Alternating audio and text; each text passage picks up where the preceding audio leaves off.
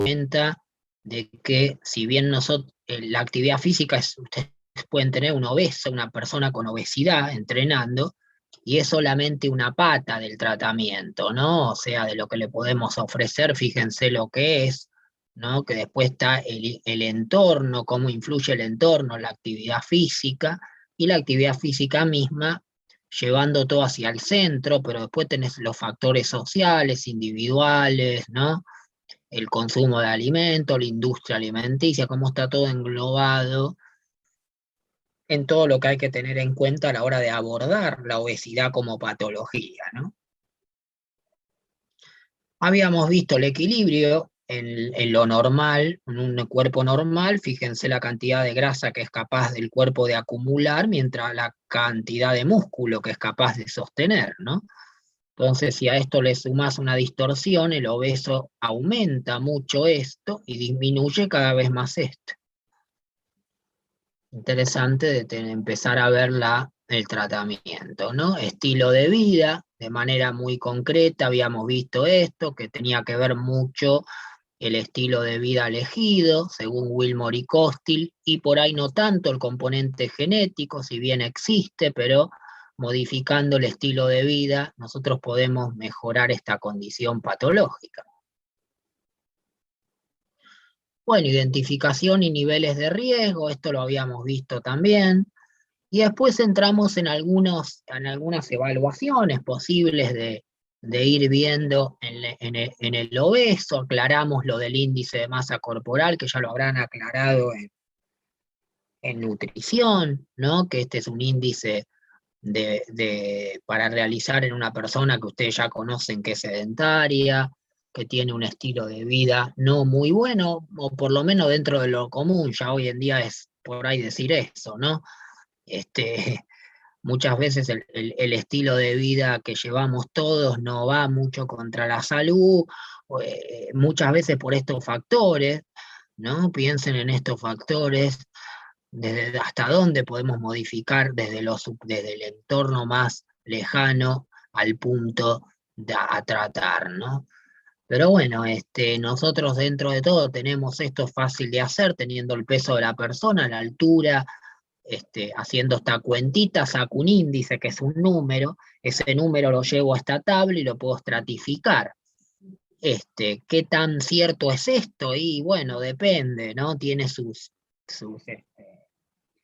inconvenientes de decir, bueno, este índice no marca lo que la persona tiene en grasa corporal, sino que abarca todo, músculo, grasa y tejido óseo.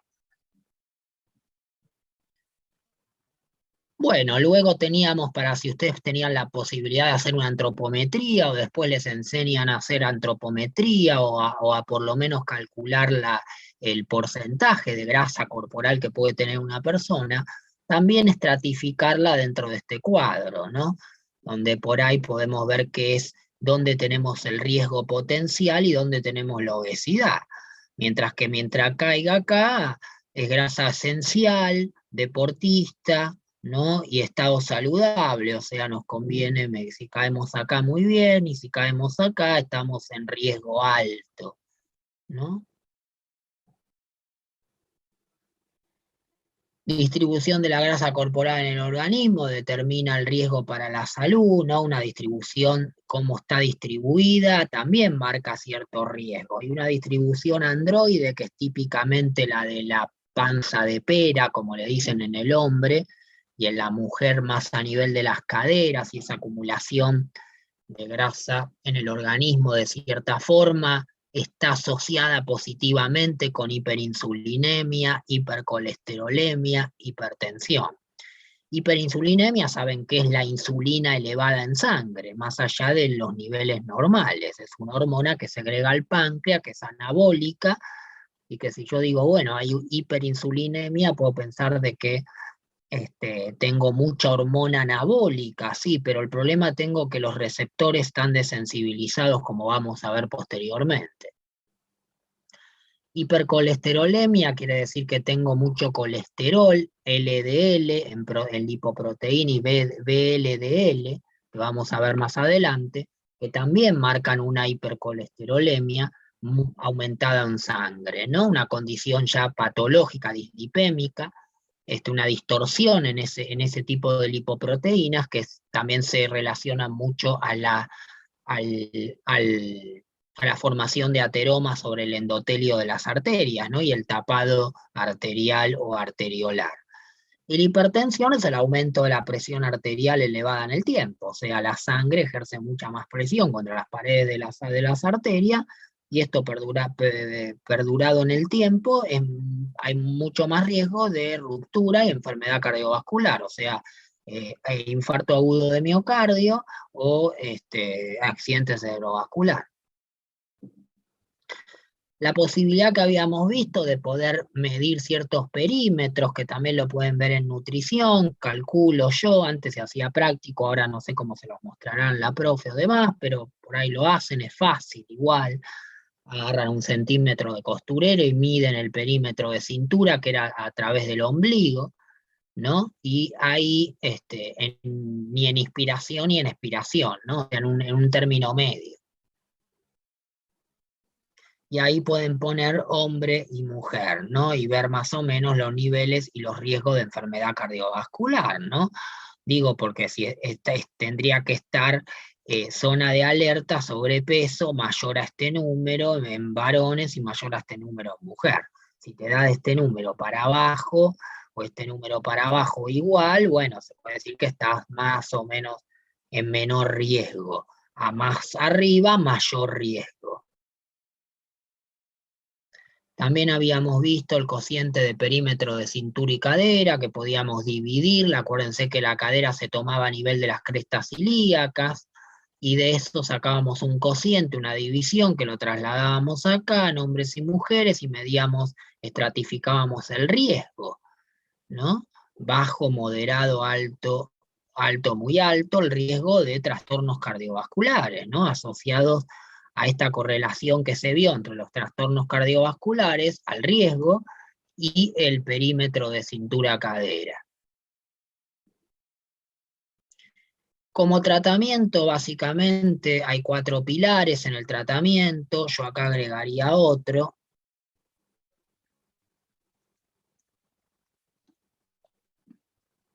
¿no? Que tiene que ver con el tratamiento farmacológico, cirugía, dieta, ejercicio físico y psicológico, ¿no? Estos serían los 5 pilares, sacando la cirugía si es necesaria. Esto lo va a determinar el médico, porque hay cirugías como el bypass gástrico que ayudan por ahí a disminuir los grados de obesidad, pero más que nada eso ya es a nivel más específico. Los fármacos que a veces toma un obeso por tener hipertensión, por tener hipercolesterolemia, por tener diabetes, y bueno, por toda la comorbilidad de enfermedades asociadas a la vez a la obesidad que trae, ¿no? La dieta, que es fundamental, el ejercicio físico, que es fundamental, y lo psicológico, que también lo es. Bueno, dentro de lo que es la fisiopatología de la obesidad, habíamos empezado a ver el tejido adiposo y las células, los adipocitos, y este tejido se clasifica en 2 tipos bien distinguidos por su localización anatómica y funcional. Básicamente lo podemos clasificar en el tejido adiposo blanco, que es el TAB, y el tejido adiposo marrón, que es el TAM, ¿no? Vamos a hablar un poco del TAB, que es el blanco, y vamos a entrar ahora, una vez que lo veamos, que tiene una actividad muy elevada termogénica y endocrina. Por eso vamos a ver cómo se oxida a priori. Esto lo vamos a ver también en la materia de fisiología del rendimiento, ahora que empezamos a ver la vía aeróbica o glucolítica, y también la de los ácidos grasos. Y acá lo vamos a volver a ver, así que lo vamos a repetir después en la otra materia. Pero básicamente acá vamos a hablar de cómo se oxidan los ácidos grasos a energía en una persona normal, obviamente bajo la vía aeróbica oxidativa, ¿no? Esto para aclarar bien que los ácidos grasos pueden ser oxidados a energía a través de la vía energética aeróbica o oxidativa, ¿no? Yo no voy a oxidar ácidos grasos por una vía anaeróbica. Entonces sabemos que el tejido adiposo blanco tiene una gran actividad termogénica, ¿no? De generar energía térmica, disipar el calor, por ejemplo, y una gran actividad endocrina, ¿no? Se liberan también adipoquinas que van a ir a actuar a otros organismos, y hormonas y demás, como la leptina, la resistina, eso lo vamos a ver después. Pero básicamente tenemos que ver la actividad energética, termogénica y energética del tejido adiposo blanco. Y es como el ácido graso se va a activar y va a pasar al proceso de oxidación.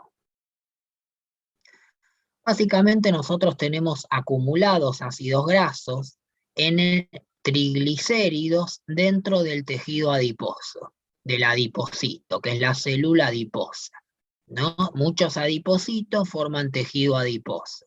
En cada adipocito vos tenés adentro muchos triglicéridos. Ese triglicérido está formado por glicerol, que es un alcohol, y 3 ácidos grasos, por eso triglicéridos. Glicérido de glicerol, tri de 3 ácidos grasos.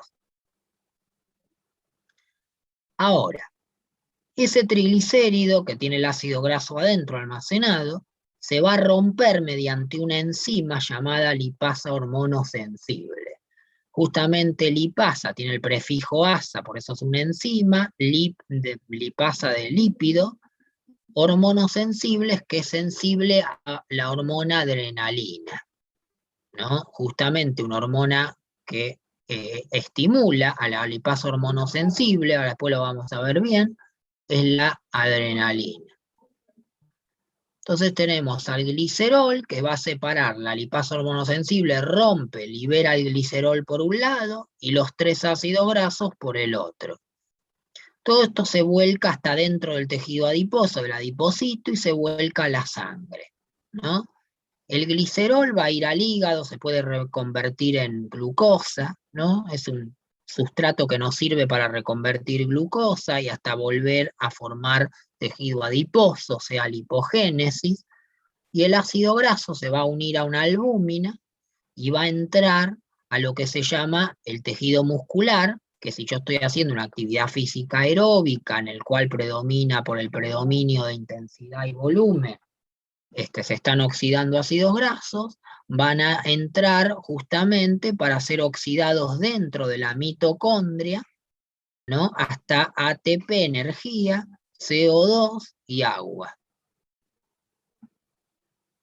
Ahora vamos a ver bien este proceso, ¿no? Cómo pasa desde acá a acá y de acá a acá. Esto es para a forma general. Esperen que me tomo.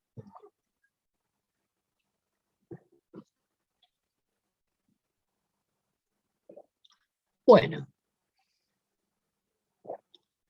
este proceso que pasa dentro del tejido adiposo, ¿no? No del músculo ni de la sangre, sino del tejido adiposo, se denomina lipólisis. La lipólisis es el proceso por el cual la lipasa hormonosensible rompe al triglicérido, libera el glicerol y los ácidos grasos hacia la sangre. Entonces, los triglicéridos están formados por glicerol y 3 ácidos grasos unidos por uniones ésteres en sus carbonos, ¿no? La oxidación de los ácidos grasos comienza con el proceso de lipólisis, que es lo que dijimos recién. El triglicérido, a través de la lipasa hormonosensible, rompe el triglicérido y libera el glicerol por un lado y los 3 ácidos grasos por el otro, en la sangre.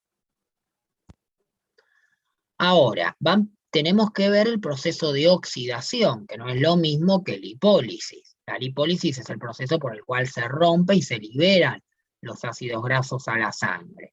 Ahora, la oxidación va a pasar cuando los ácidos grasos pasen al músculo y ahí entren dentro de la mitocondria y dentro de la mitocondria pasen por la beta-oxidación y el ciclo de Krebs. Y ahora los vamos a ver más adelante, que son 2 procesos que se producen dentro de la matriz mitocondrial, ¿no? En las mitocondrias. Entonces, el proceso de activación, el ácido graso viaja por la sangre, entra dentro de la célula muscular, se para en el citoplasma, y una vez allí se tiene que activar. ¿Qué quiere decir activarse? Acá está la imagen. El ácido graso entra, acá lo tenemos, ácido graso, AGL, entra y se le va a unir una CoA. Una CoA es una coenzima A. Una coenzima A es un transportador de restos orgánicos, ¿no? Entonces, una vez que al ácido graso se le forma una... ¿Cómo hace el ácido graso para unirse a la CoA? Bueno, esto lo va a hacer una enzima que se llama acil-CoA sintetasa.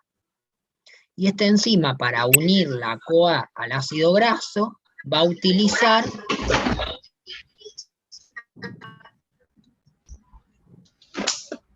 ¡Concha de la lora!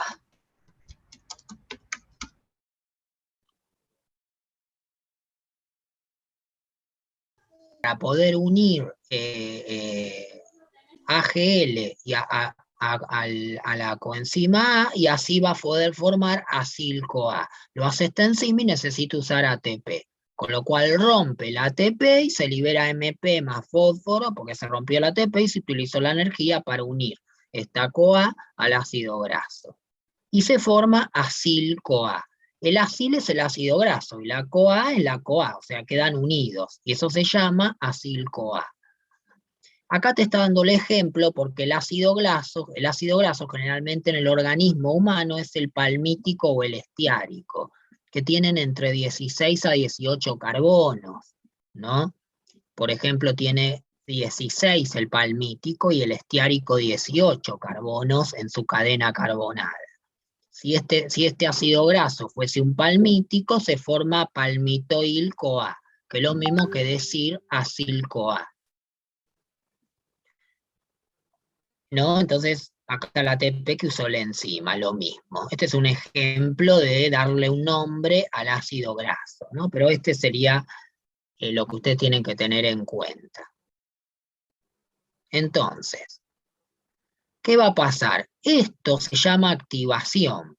El ácido graso, cuando entró al citoplasma, le tiene que pasar esto para que el ácido graso se active. Activar quiere decir que no pueda salir de la célula. Entonces ya el ácido graso dentro del citoplasma está activado para pasar adentro de la mitocondria y empezar dentro de la mitocondria su proceso de oxidación.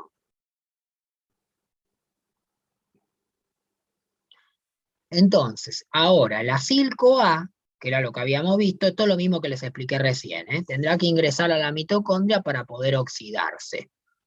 ¿Qué pasa? El tema es que va a pasar la membrana externa de la mitocondria, pero no va a poder pasar la membrana interna.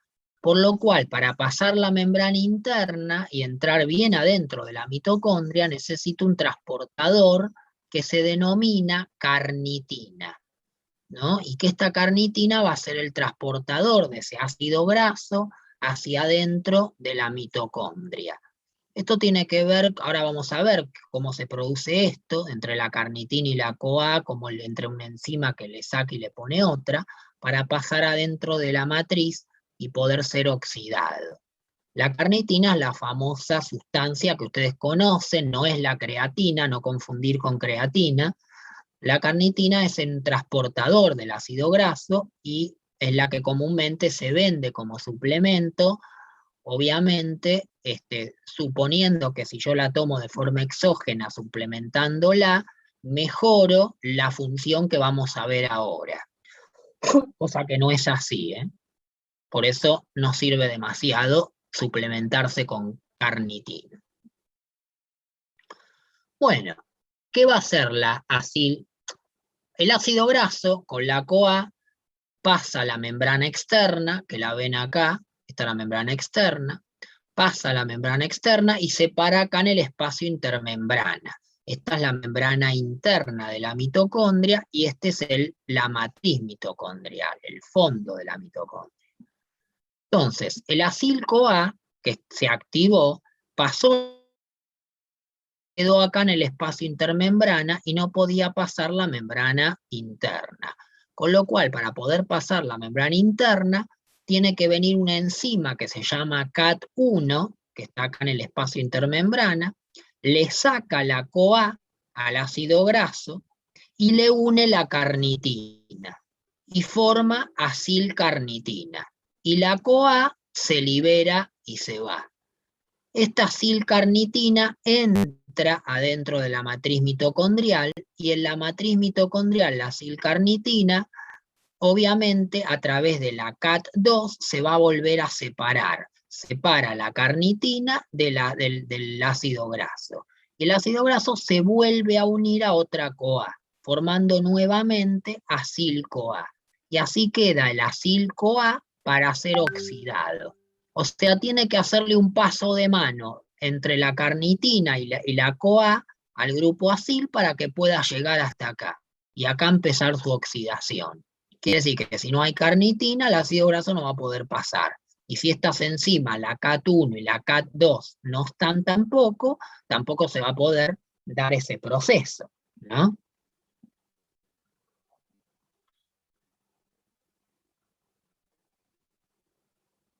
Esto es importante porque de alguna manera ya tenemos acá el acil-CoA para empezar el proceso de oxidación. Pero antes se activó, tuvo que pasar la membrana externa, tuvo que hacer este cambio de mano con la carnitina y el acil-carnitina, el grupo, el ácido graso unido a la carnitina, pasar la membrana interna y llegar acá. Y después hacer otra vez el paso de manos, carnitina con la CoA, y quedar otra vez en acil-CoA preparado para la oxidación, ¿no? Después revisen bien este dibujito que está bien aclarado, ¿no? El circuito de la carnitina y del acil-CoA. Esto quiere decir que si yo me suplemento con carnitina, por ahí puedo aumentar los niveles de ácido graso que transporto desde el espacio intermembrana hacia la matriz mitocondrial para ser oxidado. Cosa que es mentira porque la ciencia no ha probado todavía que el consumo exógeno de carnitina aumente esta actividad de transporte. ¿Estamos? Con lo cual tomarla solamente puede dar un efecto placebo, pero no va a aumentar este proceso.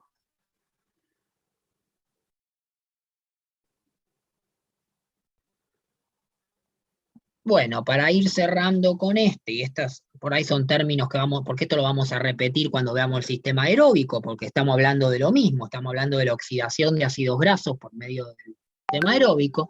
Dentro de la mitocondria, ya ahora sí el acil-CoA va a tener que empezar a oxidarse y va a pasar por un proceso primero llamado beta-oxidación, que va a constar este proceso como el acil-CoA. El grupo acil, que es un ácido graso, tiene 18 carbonos, básicamente. Ven, acá tengo 16 carbonos, por ejemplo, el palmítico. Cuando entre acá la matriz mitocondrial y quede preparado para entrar a la beta-oxidación, que ahora la vamos a ver, esta cadena de carbono de 16 carbonos se va a ir cortando de a 2 carbonos. O sea, el acil-CoA va a pasar por todos unos procesos enzimáticos y se libera un grupo acetilo que son 2 carbonos. Y se une a una CoA y queda acetil-CoA, son 2 carbonos. Pero para acá pasó el resto de la cadena carbonada, que si tenía 16, me van a quedar 14. Y esto va a volver a entrar al ciclo con 14. Va a pasar por acá, se van a volver a liberar 2, me van a quedar 12 acá. O sea, otro acil-CoA con 12 carbonos. Va a pasar otra vez, me van a sacar 2, me van a quedar 10.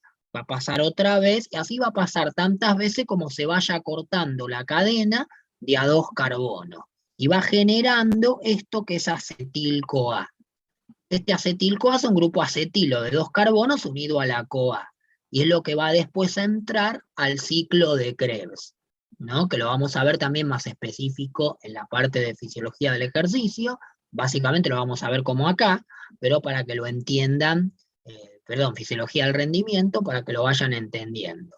Este es todo el proceso normal que tendría que tener una persona en un músculo sano, oxidando ácidos grasos y dando energía a través de oxidar ácidos grasos. Yo les muestro todo esto en el PowerPoint de obesidad, porque todo este proceso de oxidación, de lipólisis, todo lo que vimos acá, de lipólisis, ¿no? De oxidación adentro de la célula muscular y todo lo que estamos viendo, en el obeso se ve distorsionado, se ve patológico, o sea, no se provoca, no se da con la misma eficiencia y hay una toxicidad, son músculos, células musculares que no pueden oxidar ácidos grasos, con lo cual el obeso lo almacena como tejido adiposo. En aumento, más generar todo lo que vamos a ver posteriormente como patológico en la obesidad. Entonces, si yo a través del ejercicio y de estos pilares que vimos antes, estos pilares principalmente, si hablamos del ejercicio, que es lo que nos interesa a nosotros mejoramos toda esta función metabólica que yo les estoy explicando acá. O sea, revertimos la fisiopatología hacia la fisiología normal, ¿no? Por eso les estoy explicando qué sería lo normal, que es esto que estamos viendo acá. Todas estas reacciones con enzima, no es para que se aprendan esto de memoria, ni mucho menos, sino para que entiendan cómo se oxida una molécula de ácido graso dentro de la célula muscular a través de este proceso. ¿Se entiende qué es la oxidación? Profe, co- Sí. consulta. Estos ácidos grasos que se oxidan, son independientemente, es cualquier ácido graso porque hay distintas grasas, según vemos, digamos, que No. consumimos. Claro, el ácido graso es el tipo de lípido o sea, es el típico, dentro de la familia de los lípidos, vos tenés el ácido graso como aquel lípido más conveniente para oxidarse, para obtener energía. El cuerpo utiliza los ácidos grasos para obtener energía. Dentro de los lípidos vos tenés como familia los que son el colesterol, los triglicéridos, que bueno, más común el almacenamiento de los ácidos grasos, ¿se entiende? Los fosfolípidos, los lípidos unidos a otras moléculas, como puede ser los fosfolípidos, pero el tipo de lípido que se utiliza para oxidar energía son los ácidos grasos, que generalmente en el cuerpo son el palmítico y el estiárico. ¿Se entiende? Y eso viene por parte de la alimentación, no se genera desde ningún otro lugar, que son los alimentos. Claro, existe el proceso de lipogénesis y de lipólisis. El de lipólisis es este que te digo. Ahora después existe el proceso inverso que se llama lipogénesis. Génesis es deformación, que es agarrar 3 ácidos grasos, el glicerol, y formar triglicéridos, y acumularlo como energía dentro del tejido adiposo. Pero sí, los ácidos grasos que yo necesito, estos vienen de la dieta. Igual el organismo tiene mucho tejido adiposo almacenado, porque lo hace fácilmente. Porque también el glicerol se puede formar a través del azúcar. Entonces, si yo como mucho azúcar, lo que puede pasar es que el azúcar se meta, se transforme en glicerol, y el glicerol después se utilice para almacenarse con los ácidos grasos y formar triglicéridos. Estoy almacenando glucosa como lípido. ¿Se entiende? Sí, sí. Con lo cual el consumo excesivo tanto de glucosa como de ácido graso no es bueno para el organismo. Y el obeso está continuamente bajo acuérdense de esto siempre, por más allá de lo estamos viendo específico, de esto, ¿no? No solamente de porque consume grasas trans, sino también azúcares refinados, sobre todo la cantidad de azúcar más que de grasa, que en definitiva esa cantidad de azúcar en exceso, al no poderse oxidar como energía, se va a ir a almacenar como tejido adiposo. Entonces provoca obesidad, provoca esta definición que vimos acá, que se expresa en el fenotipo como un aumento del exceso de la grasa corporal. Bueno, ahí vengo con esto y seguimos. Pasar acá, beta-oxidación, tenemos que el ácido graso entraba dentro de la célula, se unía a la CoA, ¿no? Para eso había una enzima que utilizaba energía como ATP para poder unir el acil a la CoA, y ahí se activaba ácido graso activo. ¿Por qué se activa? Porque tiene que entrar a la mitocondria. La membrana externa de la mitocondria la va a pasar, pero cuando llegue al espacio intermembrana se va a topar con la membrana interna y no la va a poder pasar. Con lo cual va a tener que venir la carnitina, hacer ese paso de mano, volver acá una vez entrado, y la carnitina se lo cede otra vez a la CoA y se va. Y suponiendo que este ácido graso tiene 16 carbonos en su cadena, es una cadena carbonada bastante grande, interesante. Piensen que la glucosa tiene, pues un hexosa tiene hasta 6 carbonos nada más, y esta tiene 16, ¿no? Son cadenas carbonadas mucho más grandes que la glucosa, ya lo habíamos aclarado, creo que la otra clase o la que estábamos viendo. Entonces, acá, por ejemplo, este acil-CoA de 16 carbonos, va a empezar la beta-oxidación. Y es como les dije antes, esto va a pasar por todo un proceso que van a interactuar enzimas, y van a ir cortando a esta cadena de 16 carbonos en dos, formando grupo acetilo, que justamente acetilo quiere decir 2 carbonos, es un grupo carbonado de 2 carbonos, más la CoA, o sea, acetil-CoA. Esto también va a venir de la glucólisis, ahora después lo vamos a ver en la materia fisiología del ejercicio, que estábamos justo por entrar a ver todo esto. Pero como acá estamos viendo la oxidación de los ácidos grasos, que en el obeso está distorsionada, igual que la glucólisis, pero estamos hablando de los ácidos grasos. Entonces después queda la cadena cortada en 2, o sea, de 14, y vuelve el ciclo. Así se va cortando de 2 en 2, y entra siempre a la beta-oxidación hasta que termina de cortarse la cadena. Y esto no pasa con una sola molécula de ácido graso, sino con millones dentro de las células, mientras se está dando energía por vía aeróbica, y el sustrato que está proveyendo esa energía son los ácidos grasos. Perfecto, entonces, fíjense que acá empiezan a aparecer, y esto lo vamos a ver mejor en fisiología del rendimiento, algunas características que son este famoso FAD, que ustedes ven acá, FAD, y este NAD, NAD, que son coenzimas. Las coenzimas trabajan con las enzimas para catabolizar la reacción bioquímica. Y de paso también lo que tienen es que estas coenzimas le sacan en este proceso, en esta transformación, le sacan un hidrógeno, o sea, provocan una deshidrogenación. Y toman ese hidrógeno, por eso se transforma en FADH, y este se transforma en NADH, no toman ese hidrógeno, y este hidrógeno, ¿para qué hacen esto? Puedo decir, bueno, está bien, ¿para qué sacas hidrógeno y se lo toma acá?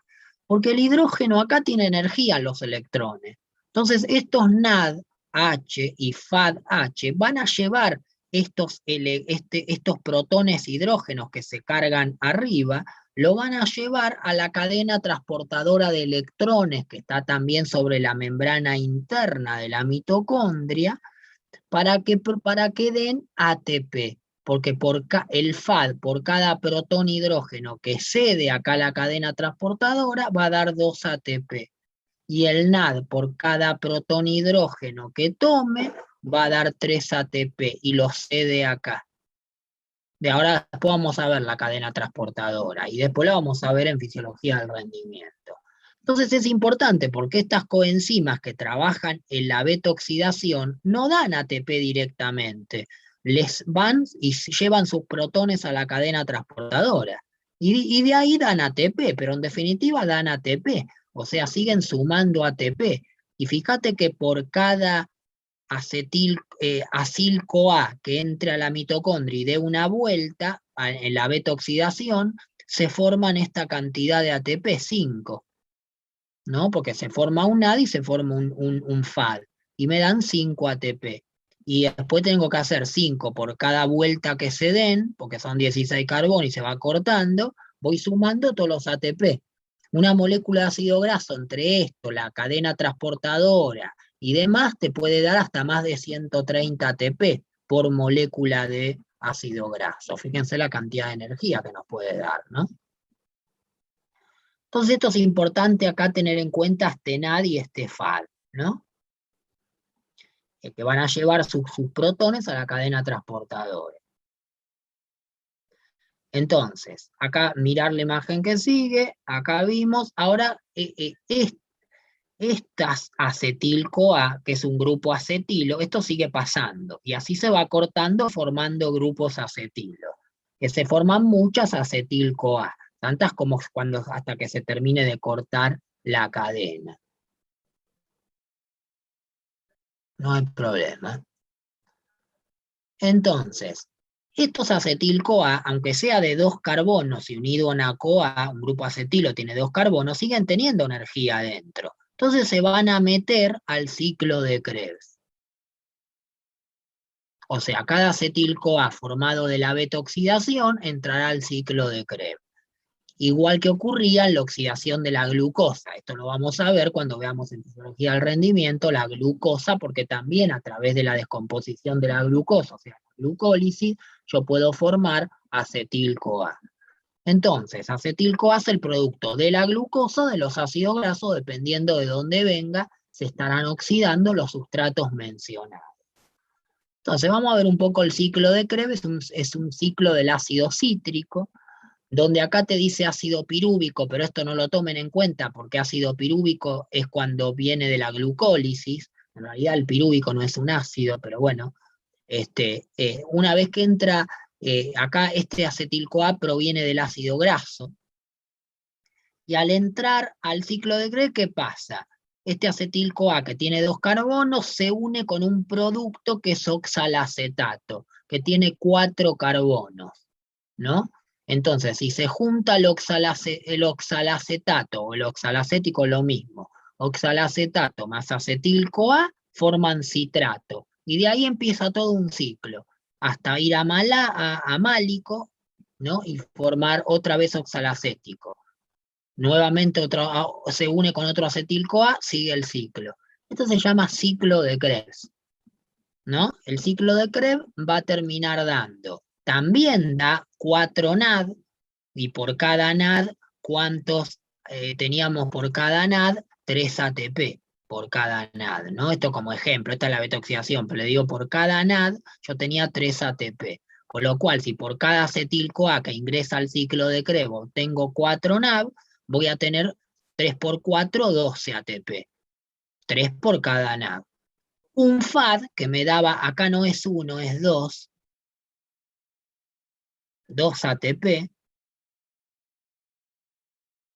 2 ATP, y un GTP que es lo mismo que el ATP directamente, es un ATP. Con lo cual tengo 12 más 2, 13, 14, más 1, 15 ATP. Por cada acetil-CoA, que venga y entre al ciclo de Krebs, termina dando 15 ATP. Que se le van a sumar a todos los que daba cada vuelta en la beta-oxidación, ¿no? Fíjense, o sea, todas estas acetil-CoA se forman 2, después se cortan 2 más, se vuelve a formar, se corta en 2, se forma. Bueno, así, porque son los 2 carbonos que se cortan en la cadena. Profe, ¿el ciclo de Krebs también se da dentro de la mitocondria? Adentro, claro, imagínate, está dentro en la matriz mitocondrial, acá. Okay. Esta es la membrana externa, este es el espacio intermedio. Estos vieron que es una mitocondria, después busquen la redonda, tienen de todos los dibujitos. De la membrana interna, acá es la matriz mitocondrial. Acá se produce el ciclo de Krebs y la beta-oxidación. Y la cadena transportadora se da en la membrana interna, pero del lado del espacio intermembrana, acá. No la membrana interna para adentro, o sea, la membrana interna para afuera, entre la membrana interna y la externa, en el espacio intermembrana sobre la membrana interna. Después la vamos a ver la cadena transportadora. Pero se da en ese orden, ¿no? Primero la beta oxidativa y de ese resultado claro, se pasa al ciclo de Krebs. Siempre primero la beta oxidativa. Cuando hablas de los ácidos grasos, primero es la beta-oxidación para cortar las cadenas en 2. A medida que voy cortando la cadena en 2, voy formando acetil-CoA. Y ese acetil-CoA es el que va a ir entrando al ciclo de Krebs. Por eso primero está la beta-oxidación, cortando y dando acetil-CoA de todas las vueltas. Y este acetil-CoA va a ir entrando al ciclo de Krebs, o sea, este. Y ahí sigue. Tantas acetil-CoA como igual entran de a una al ciclo de Krebs. Pero bueno, da mucha energía el ácido graso en sí.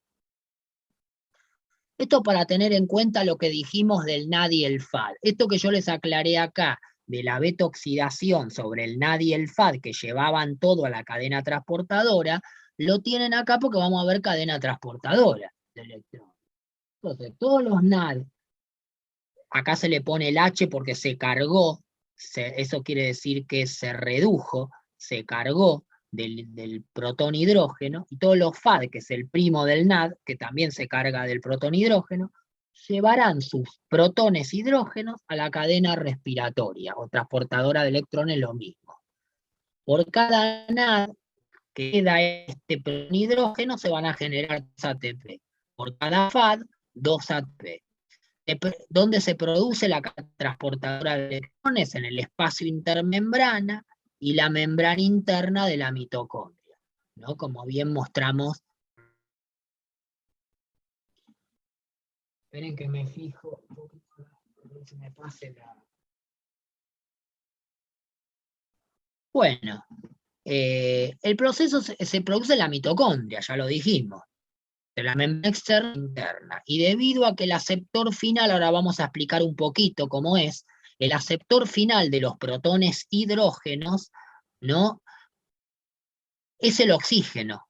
Si yo agarro un hidrógeno y le pongo un oxígeno, en realidad si tomo 2 hidrógenos y le pongo un oxígeno, ¿qué formo? H2O, agua. Entonces es así como va a salir el hidrógeno, unido al oxígeno cada 2 moléculas formando agua. Este proceso es puramente aeróbico, se usa en la respiración celular, ¿no? Y el que se cree que si yo transpiro, toda esa agua que estoy liberando del plasma viene de la oxidación de los ácidos grasos, por esta gran producción de agua que tengo en las mitocondrias y en la cadena transportadora, cosa que puede llegar a serlo, pero no siempre es del todo así, digamos, si bien sí viene, tengo que transcurrir un tiempo que estoy haciendo un trabajo aeróbico para empezar a hablar de que estoy oxidando los ácidos grasos, y toda esa transpiración es producto del exceso de agua que se están eliminando los hidrógenos hacia el plasma. Bueno, la finalidad es formar ATP, energía, y dejar libre los transportadores NAD y FAD, porque cuando el NAD cede su protón, queda libre, viene cargado con el hidrógeno, lo cede y queda libre. ¿Y qué hace? Es como el taxi, vuelve otra vez a buscar más. Y el FAD lo mismo. Entonces es importante dejarlos libres a los taxis. Y por eso, ¿quién tiene que funcionar bien? La cadena transportadora de electrones. En cambio, a veces cuando las mitocondrias se encuentran dañadas o hay un daño celular, la cadena transportadora se daña.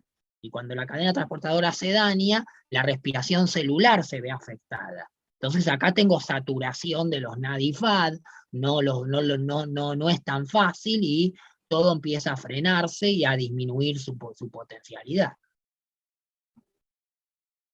Entonces hay que seguir trayendo hidrógeno, porque aparte cada hidrógeno que me va a traer mi taxi, o sea, la cadena transportadora le dice al taxi anda a buscar otros hidrógenos y tráemelos, porque yo quiero seguir dando energía para poder seguir con la contracción. En cambio, si mis taxis se saturan, es como que ya no hay más taxis que llegan a la parada de retiro. Bajan muchos pasajeros y los taxis ya se quedan sin... esos nuevos pasajeros van a buscar taxi y no encuentran. Y se acumulan ahí. Entonces el hidrógeno se acumula dentro de la cadena transportadora de la mitocondria. Esto provoca daño mitocondrial. Estresa la mitocondria, sustancias reactivas de oxígeno, estrés celular, y ahí es donde empiezan los procesos, digamos, más complicados, ¿no? Donde hay que reconvertir todo y obviamente empezar a bajar, si se quiere, la intensidad del esfuerzo que estoy realizando.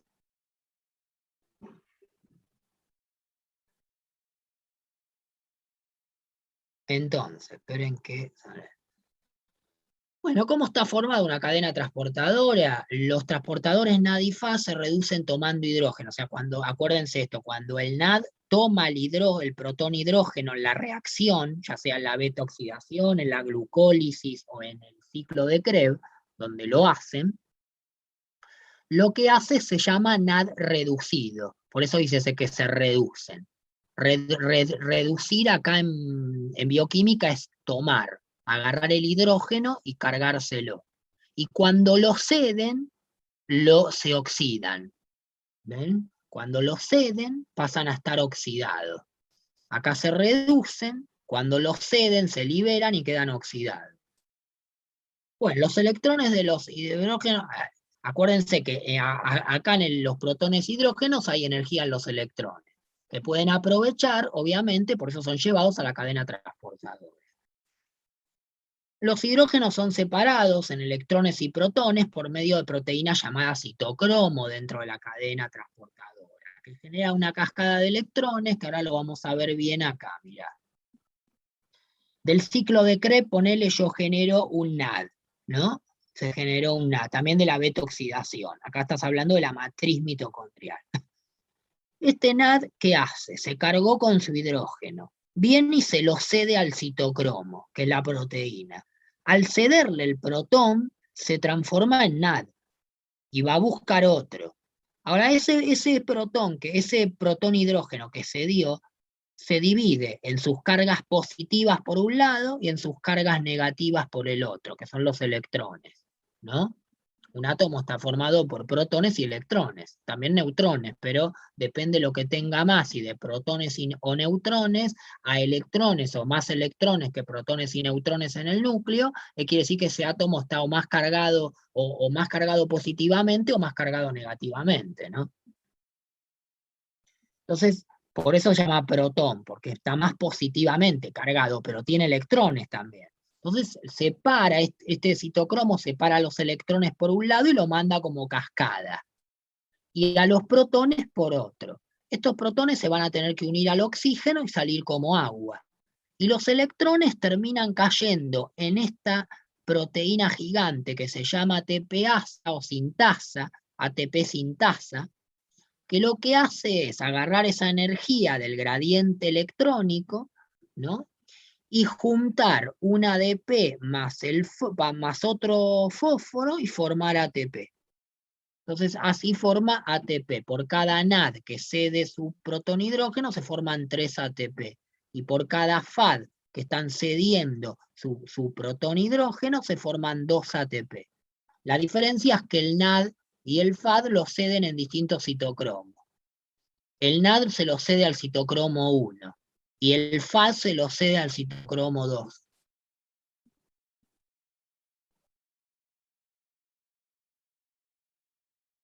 Bueno, básicamente entonces esto es lo que les acabé de decir recién, ¿no? De la ATP sintasa y de la cadena de energía que se aprovecha en la cadena transportadora, la formación de agua, que es importante para sacar los hidrógenos, porque si no se me acumulan los hidrógenos acá, mirá. Yo no puedo acumular esto acá. Lo tengo que sacar. Entonces viene el oxígeno, se une y sale como agua.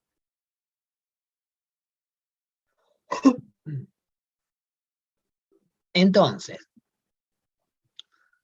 habiendo dicho esto, todo este proceso que termina oxidando un ácido graso, y acá termina la cadena transportadora, teníamos la beta-oxidación, el ciclo de Krebs, la cadena transportadora, en el obeso todo esto está distorsionado, ¿no? Todo esto está, de alguna manera, como inhibido. No es que no pasa, sino que está muy ineficiente, el metabolismo es patológico, o sea, está todo distorsionado. Esto se tiene que revertir porque si no, yo no voy a poder consumir los ácidos grasos en los músculos.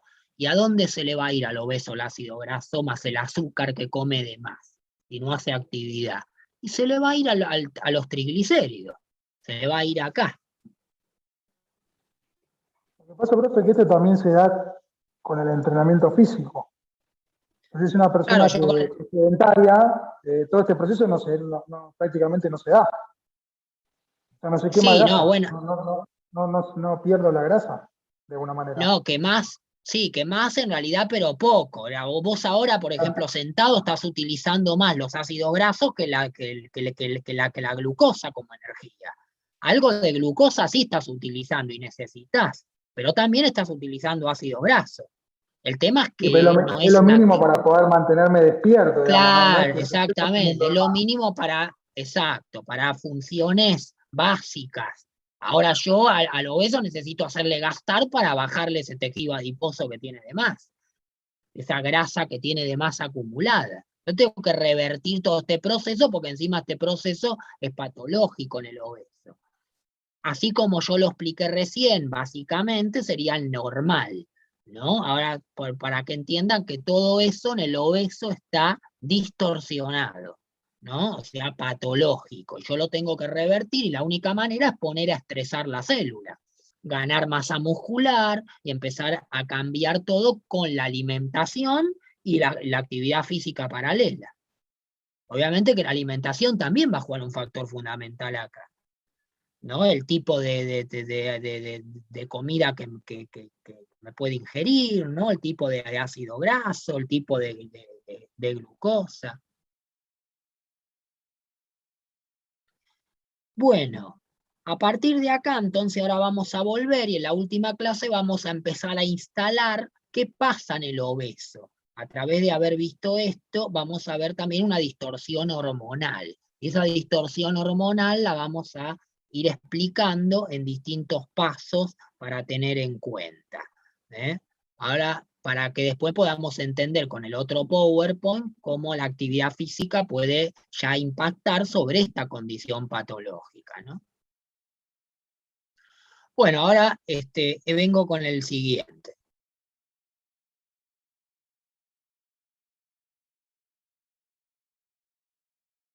De esta materia vamos a entrar un poco en la parte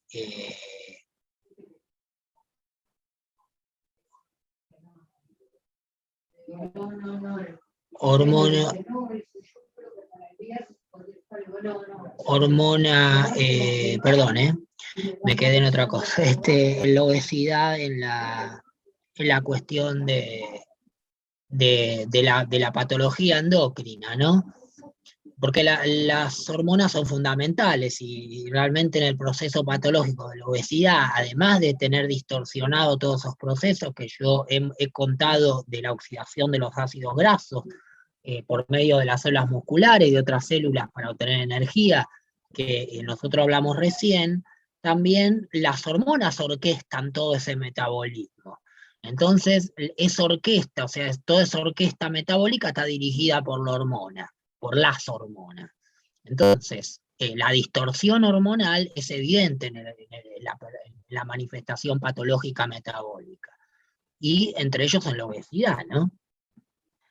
Entonces, como ustedes ven acá, para empezar a hablar tenemos que empezar a ver una cosa. Nosotros en las células adiposas, donde teníamos los triglicéridos, se producía la lipólisis, tenemos receptores adrenérgicos, que son receptores a la adrenalina. Las hormonas trabajan en la unión a su receptor. Cada hormona tiene su receptor en el órgano diana, la cual va a ser su función. Entonces esa hormona viaja, sale de la glándula que la segrega, en este caso la adrenalina de la médula suprarrenal, sale, ¿no? Y viaja en sangre, y cuando encuentra su receptor en los órganos que tiene que hacer el efecto, va y se pega. En este caso, la célula adiposa tiene receptores para la adrenalina, y generalmente hay dos tipos de receptores. Los beta, que son puramente lipolíticos, que tiene que ver con la lipólisis. O sea, estos betas, cuando la adrenalina se una, van a fomentar la lipólisis. Y después tenés los alfa, 2A y 1B, que tienen que ver con la lipogénesis, la formación de triglicéridos, en realidad la formación de tejido adiposo, ¿no? Entonces es importante tener en cuenta porque estos que favorecen la lipólisis, de acuerdo a la distribución que ahora vamos a ver del tejido adiposo, los beta 1 y los beta 2 son posibles de desensibilizar. Desensibilizar un receptor quiere decir que cuando yo tengo mucha adrenalina, más de lo normal en sangre, ese receptor empieza a ser cada vez más incapaz de captar la hormona. Entonces eso quiere decir que el receptor se desensibilizó, ¿no? Dejó de ser sensible a su hormona. Y es como que ya la cerradura no entra en la llave que vos querés poner y que le corresponde. Y esto pasa por un aumento a veces en la producción continuamente en el tiempo de la hormona. Y en el obeso, justamente, la característica de la obesidad es un estado importante de adrenalina aumentada continuamente en sangre, la adrenalina y otras hormonas, ¿no? Principalmente las del estrés, las catabólicas. Entonces ahora vamos a ir viendo cómo este aumento de adrenalina puede desensibilizar los receptores beta 1 y beta 2 e inhibir la lipólisis. Y a los 3 no va a poder, porque a los receptores beta 3 no los desensibiliza tan fácilmente. Ahora vamos a ver qué implicancia tiene esto. Bueno, la acción de la adrenalina, receptor de membrana, obviamente ¿cómo acciona esto? La adrenalina se une a su receptor, ¿no? Que está en la membrana, porque la adrenalina deriva de proteínas, ¿no? Al derivar de proteína, el receptor tiene que estar sobre la membrana plasmática para que se una esa hormona. Al activarse hormona receptor, llaman un segundo mensajero adentro de la célula, que es la proteína G. Y la proteína G puede trabajar como inhibidora o como activadora, ¿no? La proteína G, ¿qué hace entonces? Al activarse, se activa también y llama a otro segundo mensajero, que es la adenilato ciclasa, ¿no? AMPC cíclico. Este AMPC cíclico activa una proteína llamada PK, y la PK es la que activa la lipasa hormonosensible para provocar la lipólisis. En realidad, básicamente de provocarlas, pues depende a cómo sea esa proteína G, si es inhibidora o activadora, va a hacer todo esto y depende cuál de las dos sea, va o a activar o inhibir la lipólisis. Acuérdense que la lipólisis era la ruptura del triglicérido para liberar los ácidos grasos a la sangre y el glicerol por otro lado. También la hiperestimulación adrenérgica, como habíamos visto antes, esto es una explicación de lo que les dije antes, la hiperestimulación adrenérgica, o sea, la continua estimulación de la producción de adrenalina, como pasa en la obesidad, desensibiliza los receptores beta 1 y 2. Y esto inhibe la lipólisis y no activa a la AMPC, o sea, a la adenilato ciclasa, o sea, esto. No activa esto. Al no activar esto, ahora vamos a ver qué pasa, ¿no? Porque se va a inhibir la lipólisis al no activar esto, cuando se desensibilizan los receptores 1 y 2. Entonces, va más allá de la distribución de lo que dijimos antes, la distribución del tejido adiposo está distribuido de forma superficial, subcutánea y abdominal, y de forma visceral y central. La forma subcutánea superficial es el tejido adiposo que está en el abdomen, que ustedes ven en el abdomen, y el tejido adiposo que está en el tejido celular subcutáneo, debajo de la piel, ¿no? Y la visceral es aquel tejido adiposo que se encuentra más profundo, las vísceras, por ejemplo, el pericardio, ¿no? En la cavidad peritoneal, ahí hay tejido adiposo visceral, que tiene que ver con las vísceras y que está más bien de forma más central en el cuerpo. Y fíjense que este tejido adiposo tiene más receptores beta 3, que no son posibles de sensibilizar, con lo cual provocarían la lipólisis. Pero tiene menores receptores beta 1 y 2, con lo cual estaría menos inhibida en el visceral o central la lipólisis. Mientras tanto que en el superficial, subcutáneo y abdominal, que es donde más grasa acumula el obeso, sí hay más receptores beta 1 y beta 2, que justamente al estar desensibilizados no provocan lipólisis, ¿no? Y tienen menos receptores beta 3, que justamente son los que no se desensibilizan y provocan la lipólisis. Entonces, en base a la diapositiva anterior, podemos decir que los receptores beta 3 no son posibles de sensibilizar por parte de la hiperestimulación adrenérgica. No se estimula la proteína PK. Al no estimularse esta proteína, ¿no? Como vemos acá, no provocan lipólisis. Por lo tanto, la lipólisis se ve favorecida por esto, ¿no? Obviamente, bueno, acá sí se provocaría, porque en realidad no está favorecida porque los receptores beta 3 no son posibles de sensibilizar. En realidad esto no estimularía la PK, lo cual se llevaría, obviamente, a una lipólisis o se favorecería la lipólisis en sí. Entonces, nosotros tenemos que la desensibilización de un receptor tenemos pérdida de capacidad de respuesta del receptor ante una unión de hormona. Esto quiere decir que cuando se desensibiliza un receptor pierde la capacidad de unión a la hormona, ya lo dijimos. No se concreta la unión hormona-receptor. Puede darse por exposición crónica de la hormona al receptor. Esto quiere decir que al haber aumento de forma crónica de la hormona y exponerla al receptor, hace que el receptor termine siendo desensibilizado, o sea, ya no la capte o se desensibilice a esa hormona, que es lo que pasa con los receptores beta 1 y 2, que justamente acá lo tenemos. La desensibilización de los receptores beta 1 y 2 en tejido adiposo periférico subcutáneo te provoca poca lipólisis y más lipogénesis. O sea, hay más acumulación de tejido adiposo a nivel superficial, subcutáneo y abdominal y poca lipólisis. Con lo cual es lógico que el obeso acumule más tejido adiposo y entonces se vea con esa con esa morfología obesa, ¿no? Con el fenotipo de acumulación de grasa. Ahora, a nivel central, que es a nivel del tejido adiposo más visceral, al tener más receptores de beta 3, sí se provoca lipólisis, rompiéndose todo ese tejido adiposo, liberando esos ácidos grasos, pero como esos ácidos grasos no se pueden quemar, no se pueden oxidar en el músculo, se acumulan, van al hígado y se forman cada vez más LDL, VLDL y triglicéridos.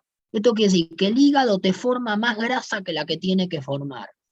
O sea, estos son lipoproteínas, ¿no? O sea, acá... Esperen, ¿no? Estaba aplicando algo. Estas son lipoproteínas.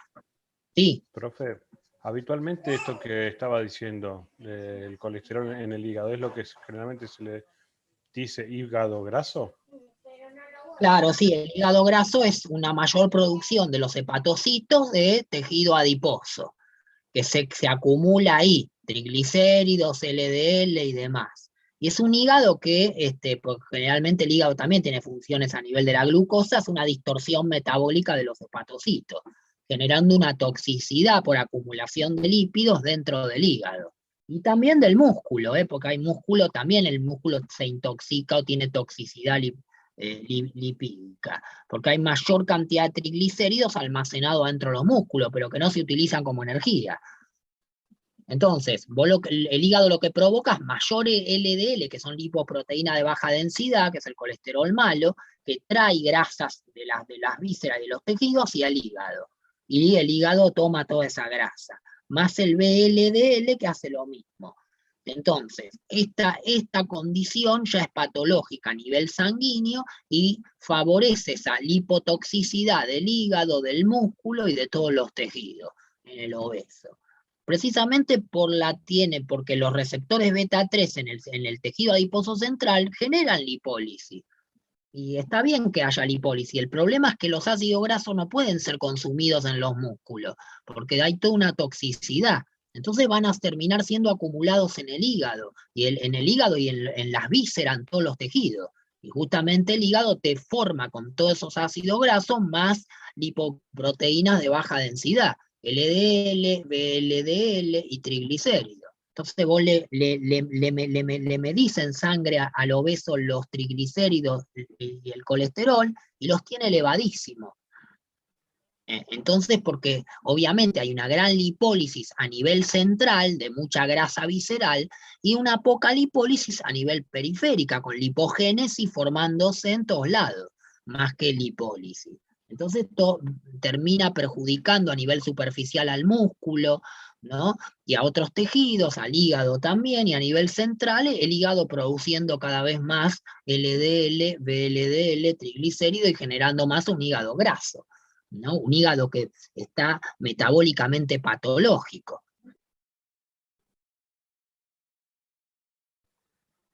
Entonces, obviamente, al haber dicho esto, de esta manera habrá más grasa abdominal y periférica, lipogénesis, con menor grasa central o visceral, lipólisis, con mayores valores sanguíneos de triglicéridos y LDL. Entonces, ¿qué obtengo yo en el obeso? Le mido el perímetro abdominal y está aumentado, está con riesgo alto, síndrome metabólico, porque se le agregan otras comorbilidades, hipertensión, hiperlipidemia, más cantidad de receptores alfa-adrenérgico lipogénesis, o sea, mayor adrenalina en sangre, con mayor receptores que van a ir hacia la formación de lípidos porque están desensibilizados los beta 1 y 2, mayor desensibilización, acá está, de receptores beta-adrenérgicos inhibiendo la lipólisis, más descarga adrenérgica con mayor adrenalina, y un estado estresante catabólico a nivel muscular, óseo y de todo tipo de los tejidos. Es una enfermedad sistémica esta, recuerden la definición.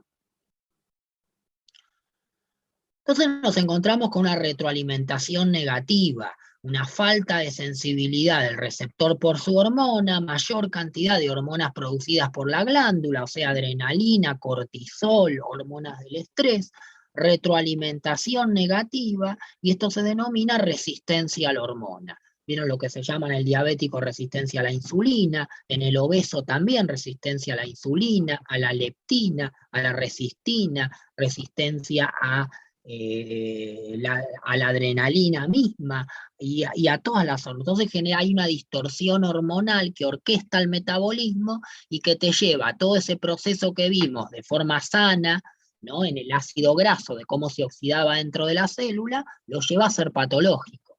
Entonces, yo con el ejercicio, ¿por qué muestro esto? Porque el ejercicio apunta a revertir todo esto, pero con la alimentación también adecuada, ¿no?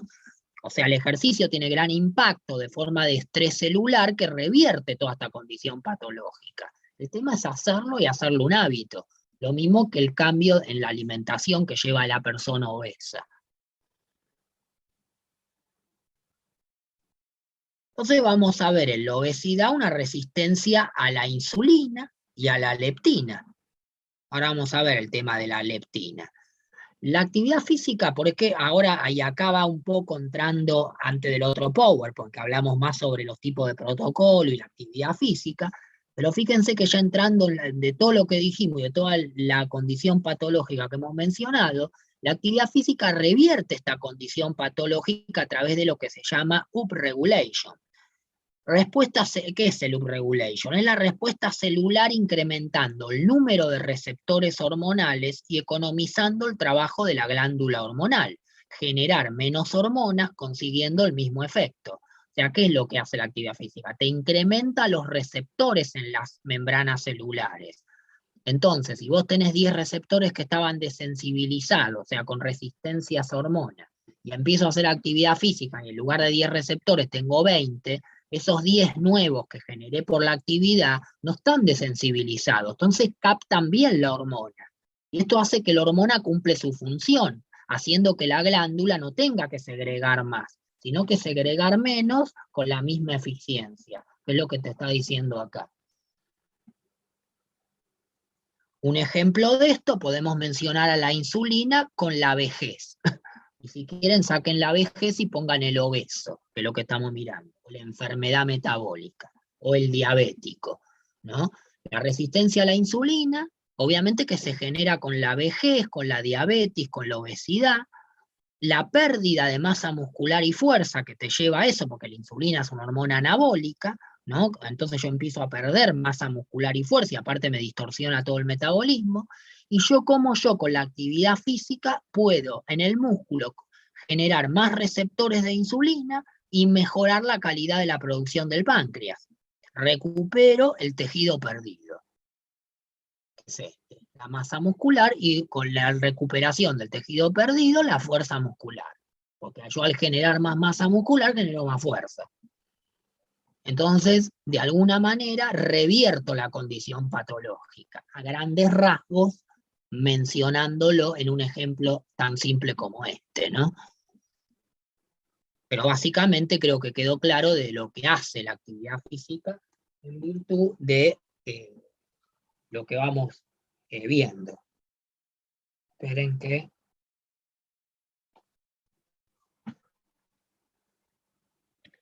Entonces, fíjate, mecanismo independiente de insulina, por ejemplo, en el obeso, ¿cómo lo mejoro? Generando un mecanismo independiente a la insulina en el obeso.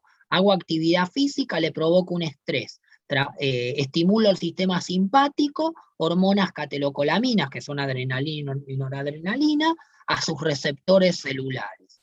En el músculo y en el adipocito. En el músculo, al mejorar mayor cantidad de receptores a la adrenalina y noradrenalina, más aumento la utilización de glucosa, más glucólisis, más energía, ¿no? Para la contracción muscular y la síntesis proteica. Y en el caso del adipocito, lo mismo. Al aumentar los receptores, más trabajo de estimulación de la hormona, de la lipasa hormona sensible, mayor lipólisis, más ácidos grasos a la sangre, que van al músculo para ser utilizados como energía. Entonces mejoro la glucólisis y la lipólisis. Y la oxidación de los ácidos grasos acá adentro. Acuérdense que lipólisis no es oxidación de ácidos grasos. Lipólisis es romper el triglicérido y liberar los ácidos grasos y el glicerol por un lado. Después los ácidos grasos tendrán que viajar por sangre unidas a la albúmina hasta dentro del músculo. Y ahí oxidarse como en los procesos que vimos, que vamos a repetir en la materia que sigue. ¿Se entiende? Pues yo con esto entonces cambio la idea, ¿no? Si yo miro esto, puedo decir que entonces voy a cambiar la idea, ¿no? Por lo presentado en la diapositiva anterior, vemos que el ejercicio es antiinsulínico. La producción de adrenalina por el estrés causado durante el ejercicio inhibe la producción de insulina por el páncreas. Básicamente el ejercicio, cuando yo hago ejercicio, no segrego insulina, segrego más adrenalina que me inhibe la producción de insulina durante el ejercicio. Pero esto me mejora la condición posterior al ejercicio mediante este mecanismo que acabamos de aclarar acá. Entonces, fíjate, en ciertas patologías como la obesidad se ven perfiles metabólicos patológicos. Los receptores insulínicos se ven condicionados y esto le va a provocar resistencia a la insulina, intolerancia a la glucosa con incapacidad de los tejidos de captar este nutriente. Recuerden que la insulina mete la glucosa dentro de los tejidos, con lo cual va a haber incapacidad de utilizar la glucosa. Y esa glucosa se puede meter adentro de los adipocitos para volver a transformarse en ácido graso y acumularse ahí. Ácido graso circulante aumentado con perfil lipídico patológico, lo que vimos antes, esto limita la inclusión de tejido de glucosa, ¿no? Y aumento de la resistencia a la resistina, que la vamos a ver posteriormente, que es una hormona que trabaja justamente en la función de la obesidad. Toda esta situación anterior provoca hiperinsulinemia, mucha insulina en la sangre, estimulando a los receptores y desensibilizándolo, y resistencia a la insulina, ¿qué es eso? La desensibilización de los receptores a esta insulina. Esto inhibe a nivel muscular a la acción lipolítica, fíjense cómo a pesar de que trabaja mucho en el mecanismo de la glucosa, me inhibe la lipólisis, ¿no? Y altera los caminos energéticos para la contracción muscular, que es lo que yo tengo que revertir con el ejercicio. Ahora es importante la leptina, para terminar igual con este capítulo, así terminamos igual que el otro grupo. La leptina es una hormona que regula el proceso lipolítico, favoreciendo la homeostasis lipídica intracelular. Es importante porque la leptina regula la homeostasis lipídica dentro de la célula. Entonces, ¿cómo hace esto? Tres aspectos a saber, así dejamos acá. Aumenta la velocidad de las enzimas oxidativas de ácido graso, como estas trabajan, ¿se acuerdan cuando vimos la oxidación de ácidos grasos? En la beta-oxidación y ciclo de Krebs. Acetil-CoA oxidasa, ¿no? O carnitin-palmitil-transferasa 1, que era la que actuaba con la transformación del acil-CoA en el pasaje de la carnitina, ¿no? Para darle a la carnitina tenía que actuar la CAT1. reduce la velocidad enzimática en el proceso lipogénico de formación de grasa, ¿no? Como estas enzimas que trabajan en el proceso de síntesis de grasa, y reduce su velocidad enzimática, con lo cual le baja la efectividad. E incrementa la actividad de la MPK, que esta proteína bloquea a la CAT1 y a la ACC, que es esta enzima, acetil-CoA carboxilasa, y que justamente esto inhibe la formación de malonil-CoA, que la malonil-CoA inhibe a la CAT1, que es esta, y con eso inhibe a la carnitina, con lo cual no puede entrar el ácido graso adentro de la mitocondria. En este caso sí, porque la leptina lo va a poder hacer, favorece el ingreso del aminoácido adentro de la mitocondria, inhibiendo la formación de malonil-CoA, y esto no inhibe a la CAT1. El tema es que en el obeso, la leptina, hay resistencia a la leptina. Entonces la leptina no va a hacer ese funcionamiento.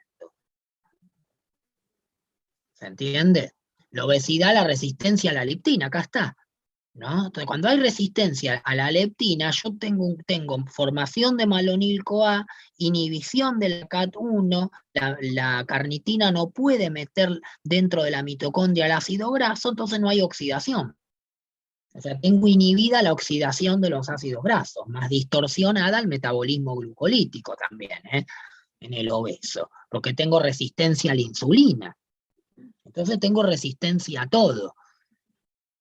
Y si yo sigo con todo esto, enfermedad cardiovascular, aumento del LDL, mayor cantidad de ateromas pegadas en el endotelio vascular, y bueno,